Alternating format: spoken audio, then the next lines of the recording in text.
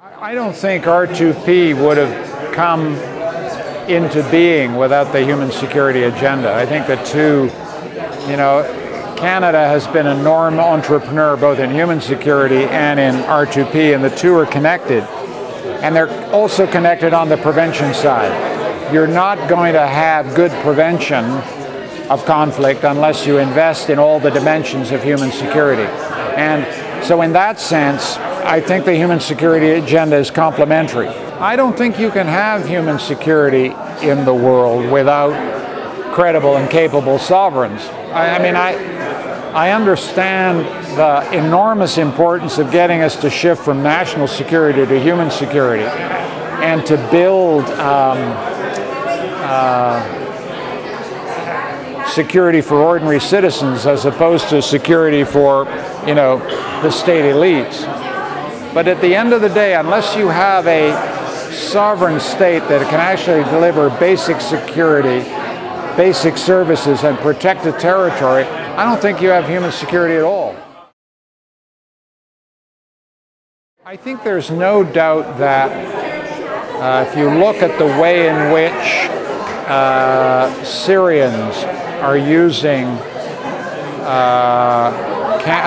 cell phone camera footage to get their struggle up onto YouTube and Twitter feed and other things, there's no doubt that this is putting more pressure on outside governments to intervene. Would it have made a difference in Rwanda? It's possible. What's interesting about Rwanda is that there weren't many camera crews there. Would it have made a difference to international intervention had there been a Twitter feed from Rwanda? Had there been cell phone cameras? It's possible. Just don't fetishize the technology. Bad things can happen. Assad is doing terrible things to Syrians, and he frankly could care less what gets up on YouTube. He wants to control and keep power in Syria, and he'll do what he has to do.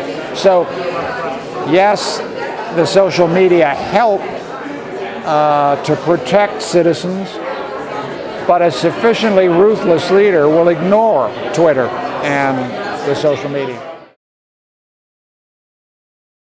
Well, Syria is in a different neighborhood. The risk of intervention in Syria is not simply that Assad is a tougher nut to crack than Gaddafi, which is obvious, but that Syria is in a neighborhood where one false move and you can really blow up international peace and security. So I think that's the reason, but I hope you heard me say I think there are lots of things we can do to tighten the vice on Assad, and I think the international community has concluded he's got to go, and I think if the pressure is maintained, he will go, and a Syrian transitional authority will take over, but not before a lot of people suffer in Daraa and some of the other cities that have led the insurrection.